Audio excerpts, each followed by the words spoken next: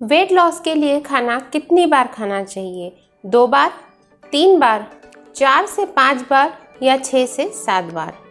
आपने हमेशा ये क्वेश्चन अपने आप से पूछा होगा और इसे सर्च भी किया होगा, अपने एक्सपर्ट से सलाह भी ली होगी कि आपको खाना कितनी बार खाना चाहिए। लेकिन क्या आप ये जानते हैं कि आपको खाना कितनी बार खाना चाहिए ये डिपेंड करता है कुछ इम्पॉर्टेंट फैक्टर्स पे। तो आज इस वीडियो में हम उन्हीं फैक्टर्स पे डिस्कशन करेंगे। Hello everyone, welcome to my channel और मैं हूँ doctor Akanksha, MD in Ayurveda. आप वेट लॉस सीरीज़ पार्ट 3 देख रहे हैं और जैसा कि मैंने सीरीज़ पार्ट 2 में कहा था, आज हम इस वीडियो में खाना कितनी बार खाना चाहिए और कब आपको खाना स्टॉप कर देना चाहिए, कितना अमाउंट होना चाहिए, इन्हीं सब बातों पर डिस्कशन करेंगे। तो कीप वॉचिंग। बात करें कि आपको खाना कितना खाना चाहिए और कितनी देर में खाना चाहिए, तो चलिए उन फैक्टर्स पे एक नज़र डालते हैं जिन पर आपके खाने की क्वांटिटी और आपके खाने की ड्यूरेशन यानी कि कितने टाइम पे आपको खाना चाहिए, कितनी बार खाना चाहिए, ये सभी डिपेंड करता है। सबसे इम्पॉर्टेंट पॉइंट है वो है कि आपका डाइजेस्टिव पावर, जिसे डाइजेस्टिव फायर कहते हैं या आयुर्वेद में इसे जठराग्नि कहते हैं। फ्रेंड्स, आप कितना खाना खा सकते हैं और कितना पचा सकते हैं ये डिपेंड करता है कि आपकी डाइजेस्टिव पावर कैसी है, और ये again basic constitution of body पे डिपेंड करता है आयुर्वेद के अनुसार, जिसे प्रकृति कहते हैं, जिसका डिस्कशन मैंने सीरीज पार्ट 1 वेट लॉस में और वेट लॉस सीरीज पार्ट 2 में दोनों में ही डिस्कस किया था। अगेन मैं आपको यही बताना चाहती हूँ कि जैसे वात प्रकृति वाले मनुष्य होते हैं, उनकी जो डाइजेस्टिव पावर रहती है वो अनसर्टेन रहती है, कभी ज़्यादा रहती है, कभी कम रहती है, यानी कभी वो खाने को अच्छी तरीके से डाइजेस्ट कर पाते हैं, कभी नहीं कर पाते, जिसे विषम अग्नि कहते हैं। जो पित्त प्रकृति वाले मनुष्य रहते हैं, उनका जो डाइजेस्टिव पावर रहता है वो काफ़ी तीक्ष्ण होता है, यानी काफ़ी ज़्यादा रहता है। वो खाने को बहुत ज़्यादा क्वांटिटी में खाते हैं और अच्छे तरीके से डाइजेस्ट कर पाते हैं। कफ प्रकृति के जो मनुष्य रहते हैं, उनकी जो डाइजेस्टिव पावर रहती है वो कम रहती है, यानी मंद कहते हैं, जिसे मंदाग्नि रहती है, और वो खाने को काफ़ी धीरे से पचा सकते हैं। तो यदि आपकी जो डाइजेस्टिव पावर है वो बेसिक कॉन्स्टिट्यूशन और बॉडी पे डिपेंड करती है, तो आपको खाना भी उसी के अकॉर्डिंग खाना होगा।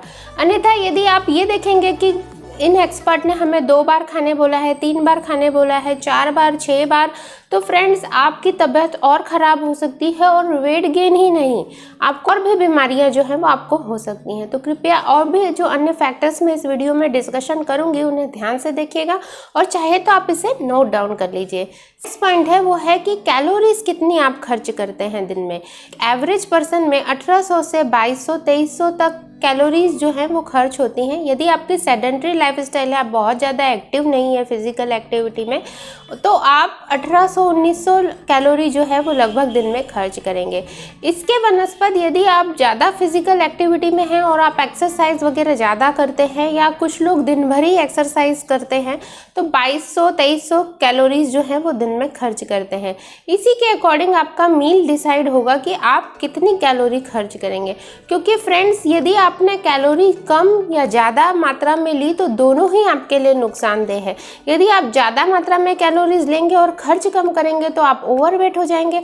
यदि आप कम मात्रा में कैलोरीज लेंगे और उसे आप वैसे ही चलने देंगे तो लंबे समय तक आपका शरीर कुपोषित हो जाएगा और बहुत सारी अन्य बीमारियां आपको घेर लेंगी।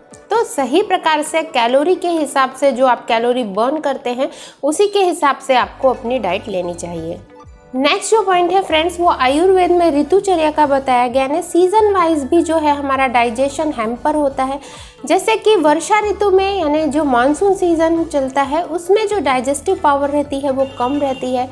इसके बनस्पत अर्ली विंटर, जिसे आयुर्वेद में हेमंत ऋतु कहते हैं, उसमें जो डाइजेस्टिव पावर रहती है वो काफ़ी अच्छी होती है, यानी उसमें ज़्यादा व्यक्ति को भूख लगती है। इसके अलावा समर सीजन में नॉर्मल आपकी जो है डाइजेस्टिव पावर रहती है और आपको उसी हिसाब से भूख लगती है। तो आप ये देख सकते हैं कि ऋतु का, यानी कि सीजन वाइज भी आपके डाइजेशन हैम्पर होता है और उसी के अकॉर्डिंग आपको जो है वो खाना है। नेक्स्ट जो पॉइंट है फ्रेंड्स, वो एज का है। जी हाँ, एज भी one of the most most important factor है।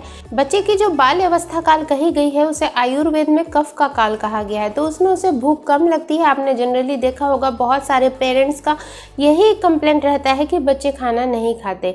उसका रीज़न भी यही है कि कफ का काल होता है तो इसमें भूख कम लगती है। बाल्य अवस्था काल जो रहता है जो उसे 16 वर्ष का माना जाता है।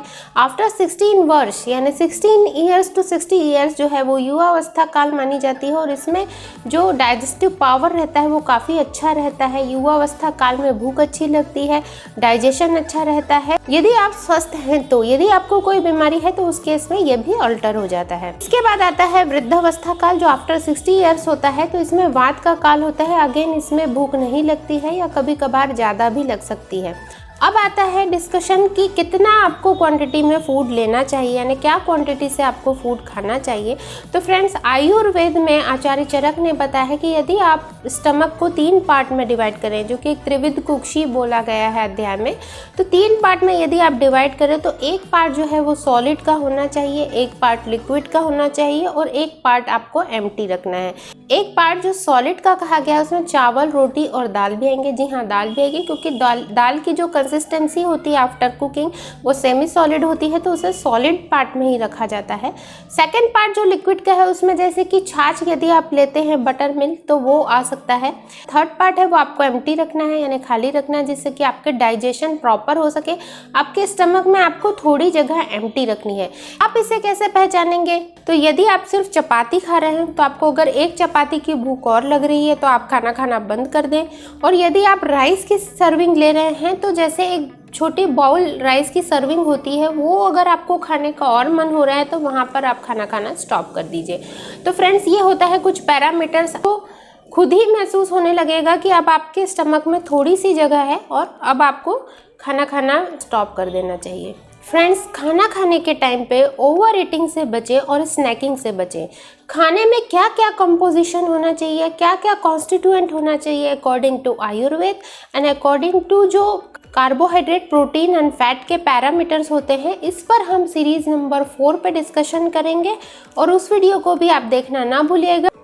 किसी भी प्रकार की कोई भी क्वेरी या आपको डाउट हो तो मेरा डिस्क्रिप्शन बॉक्स में ईमेल आईडी हो उस पर मेल करें, या आप स्क्रीन पे भी फ्लैश होता हुआ मेरा ईमेल आईडी देख रहे हो, ईमेल आईडी पर आप मेल कर सकते हैं या कमेंट बॉक्स में कमेंट भी कर सकते हैं। खाने में क्या कंपोजिशन होना चाहिए, क्या क्या कॉन्स्टिट्यूएंट होना चाहिए according to Ayurveda and according to जो कार्बोहाइड्रेट, प्रोटीन एंड फैट के पैरामीटर्स होते हैं, वो हम वेट लॉस सीरीज 4 जो पार्ट है उसमें डिस्कशन करेंगे और उसे देखना मत भूलिएगा। और अगर आपको मेरा ये वीडियो पसंद आए तो इसे लाइक करें, मेरे चैनल को सब्सक्राइब करें और फ्रेंड्स एंड फैमिली के साथ इसे शेयर करना ना भूलें। स्वस्थ रहें, सुरक्षित रहें, कीप वॉचिंग। नमस्कार।